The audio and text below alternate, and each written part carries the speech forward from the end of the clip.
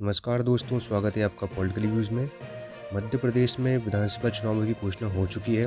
मध्य प्रदेश में 17 नवंबर को वोटिंग होगी और 3 दिसंबर को चुनाव नतीजे सामने आएंगे। तो आइए हम जानते हैं कि आज के दिन मध्य प्रदेश में कैसा माहौल है।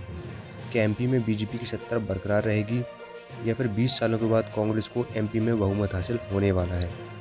इसी कड़क मुद्दे पर पेश है मध्य प्रदेश विधानसभा चुनाव का सबसे ताज़ा अनुमान।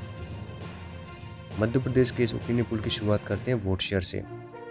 हमारे अनुसार इस चुनाव में बीजेपी को 44%, कांग्रेस को 43%, बीएसपी को 4% और अन्य को 9% वोट मिलने वाले हैं। वोट प्रतिशत में तो बीजेपी और कांग्रेस के बीच कांटे की टक्कर दिखाई दे रही है। तो हम बात करते हैं सीटों के आंकड़े की। सबसे पहले जानते हैं मालवा निवाड़ की 66 विधानसभा सीटों के बारे में।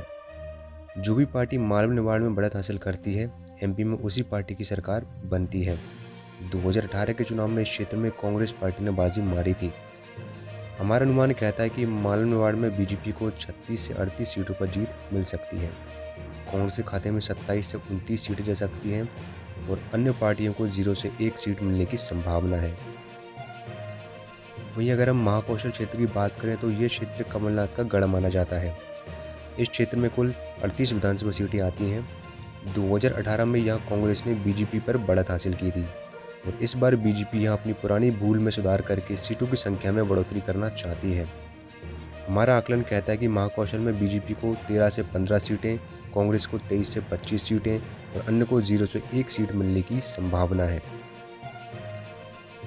वीडियो में आगे बढ़ते हुए बात करते हैं ग्वालियर चंबल की 34 सीटों की।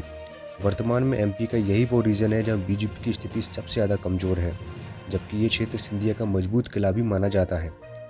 हमारे अनुसार इस विधानसभा चुनाव में यहाँ बीजेपी को मिल सकती हैं 11 से 13 सीटें, कांग्रेस के खाते में रह सकती है 19 से 21 सीटें और बीएसपी के खाते में रह सकती हैं 1 से 2 सीटें। ग्वालियर चंबल के बाद अब बात करते हैं बिंद बघेलखंड की 30 सीटों की।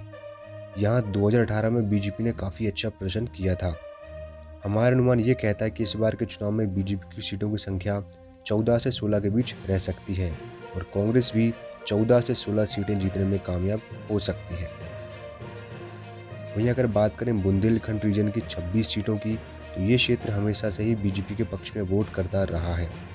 हमारे अनुसार इस बार बुंदेलखंड रीजन में बीजेपी को 15 से 16 सीटें मिलने का अनुमान है, जबकि कांग्रेस 10 से 11 सीटों पर जीत दर्ज कर सकती है और अन्य पार्टियों के खाते में 0 से 1 सीट जा सकती है।